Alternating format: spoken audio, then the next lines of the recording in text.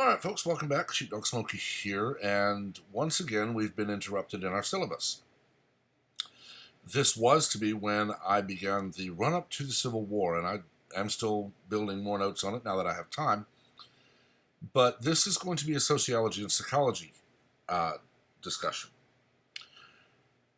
We have seen for over a year riots in blue states and blue cities, where buildings are burned to the ground, people are assaulted, some have been killed. Yet BLM and Antifa are praised as mostly peaceful protesters.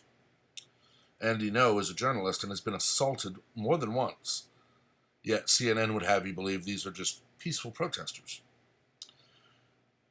I am not going to say that the 6th of January was a false flag or this, that, and the other.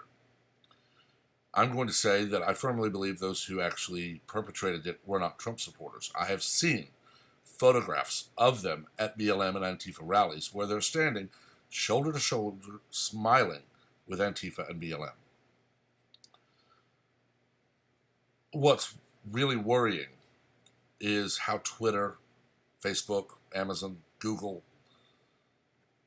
all of them are jumping on board to censor anyone and everyone they can. I have personally received death threats on Twitter. I report and I block. Nothing has happened to those people. I've literally been told someone telling me they're going to come to my house and kill me is not a violation of the rules. Shortly thereafter, my account will get suspended or booted and I have to start over. The president literally called for peaceful protests, told people on Wednesday to go home, and Twitter bans him. Apple has banned Parler. Amazon has, I believe, announced they will be pulling servers and no longer providing server space for Parler. It is a move straight from 1930s Germany, straight from the USSR. You silence and you destroy all avenues other than the one you want to use, which is the one you control. Pravda. I've used that word in other videos discussing American Pravda. Pravda was the socialist or Soviet news organization run by the government.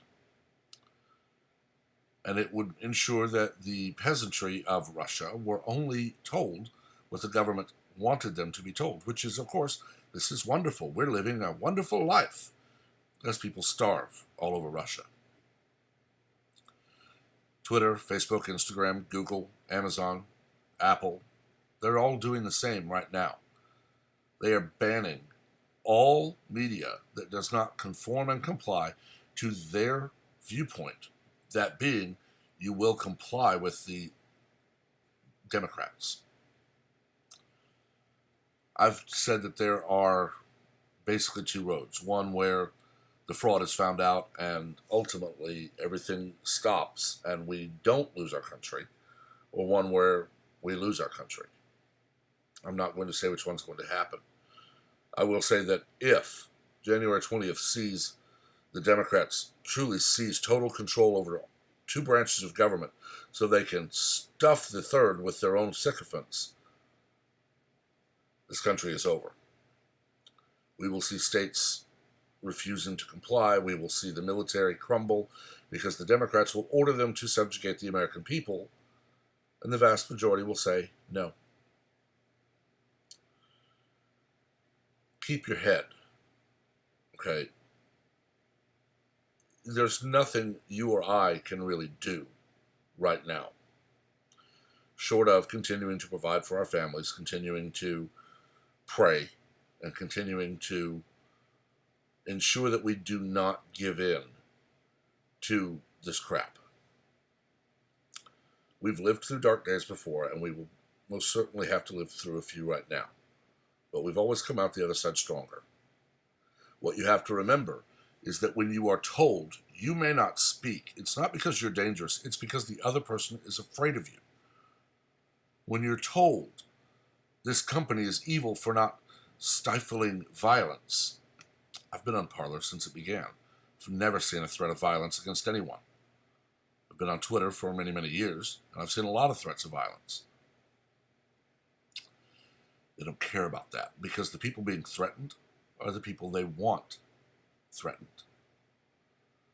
They are threatened by Parler, they're threatened by Gab, they're threatened by all these new companies because these new companies prove that allowing free speech is a threat to them because people will leave their platform and go to the new one where they're not censored.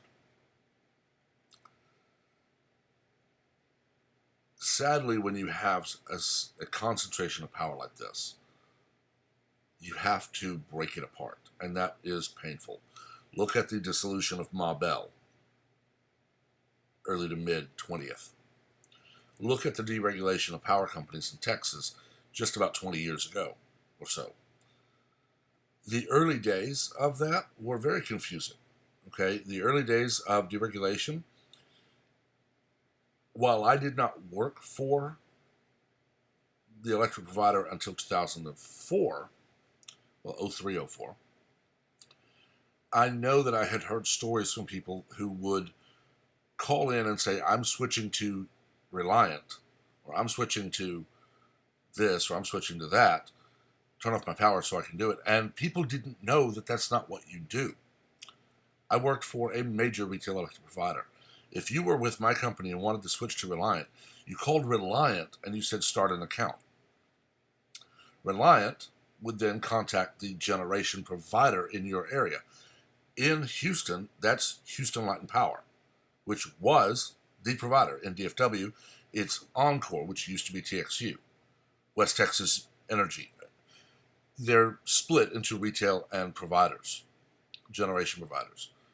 So they would then contact the generation provider and say, on the next meter date, switch this account from TXU to Reliant, or from Reliant to TXU. That's just a small example. What you have to remember, though, is that when you're told that something is evil and to be instantly just stopped, ask why. Okay, I'm seeing reports of book burnings. Not just banning books, but people actually calling for book burnings. Fahrenheit 451, right there. These books are so dangerous, we have to destroy them. Not just tell people they're evil, but deny anyone the ability to read them. We have to control the media. That's 1984, right there. People can be unpersoned. Language is controlled.